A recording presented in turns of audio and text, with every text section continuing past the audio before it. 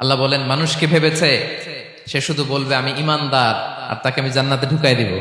না, কখনো না, কোশ্চিন কালেও না।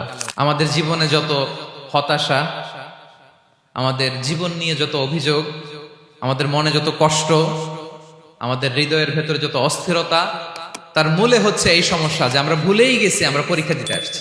পৃথিবীর ফিচার হচ্ছে এখানে বিপদ থাকবে, বিপদ ছাড়া কেউ থাকবে না। স্ট্রাগল থাকবে, কষ্ট থাকবে, ঝুঁকি থাকবে, রিস্ক থাকবে, এবং নানা ধরনের বিপদ আপদ দিয়ে আল্লাহ তাআলা আমাদেরকে পরীক্ষা করবেন। এটা মাস্ট, এটা আমাদের মাইন্ডসেটে নিয়ে নিতে হবে।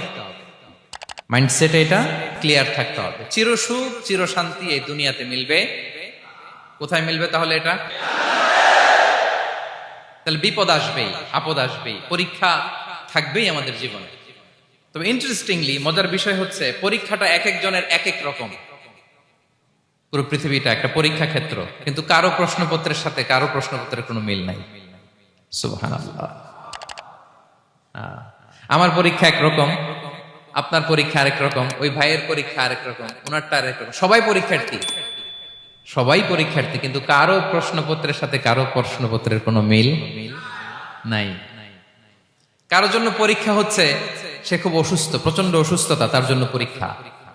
ক্যান্সারের রোগী, দুরারোগ্য ব্যাধি, ডক্টর বলছে 4th স্টেজে চলে আসছে, কয়েক মাস বাঁচতে পারে, এটা তার জন্য পরীক্ষা।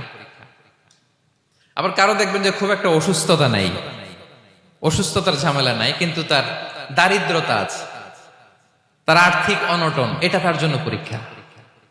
আবার কারো দেখবেন অসুস্থতাও নাই, দারিদ্রতাও নাই, তার দাম্পত্য জীবনের সমস্যা আছে না নাই? অনেকের দেখবেন এগুলো কোনোটাই সমস্যা না, তার ছেলে কথা শোনে না, মাদকাসক্ত। আহা, মাদকাসক্ত, রিহ্যাবে পাঠায়, আবার আসে, আবার গাঁজা খাওয়া শুরু করে, আছে না নাই বলেন? দেখেন তার পরীক্ষাটা আবার আলাদা।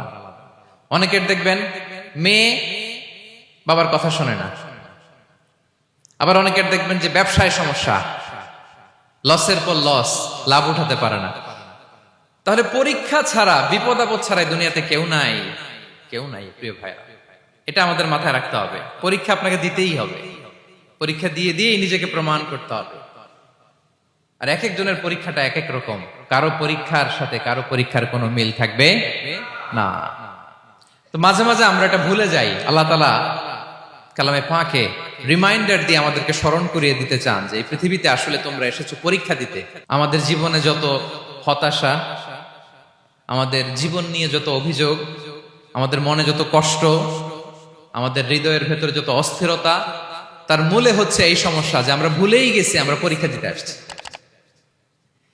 এটা যদি ভুলে না যান, এটা যদি আপনার মাইন্ডসেটে থাকে যে পুরো জীবনটা একটা পরীক্ষা, তাহলে দেখবেন কোনো কিছু আপনাকে কাবু করতে পারবে না। আপনি হতাশ হবেন না, জীবন নিয়ে আর অভিযোগ থাকবে না, আপনি ভেঙে পড়বেন না, সব অভিযোগ হতাশা দূর হয়ে যাবে।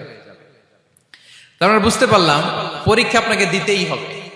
পরীক্ষা দেয়া ছাড়া এই পৃথিবী থেকে চলে যাওয়ার কোনো চান্স বা সুযোগ আমাদের কারো নেই। সূরাতুল আনকাবুতে আল্লাহ তাআলা এই কথাটা আরো চমৎকার ভাবে বলেছেন। আল্লাহ তাআলা ইরশাদ করছেন, আহাসিবান নাসু আইয়ুতরাকু আইয়াকুলু আমান্না ওয়া হুম লা ইফতানুন ওয়ালাকাদ ফাতান্নাল্লাযীনা মিন ক্বাবলিহিম ফালা ইয়া'লামান্নাল্লাহুল্লাযীনা সাদাকু ওয়ালা ইয়া'লামান্নাল কাযিবিন। আল্লাহ বলেন মানুষ কি ভেবেছে সে শুধু বলবে আমি ইমানদার আর তাকে আমি জান্নাতে ঢুকাই দিব?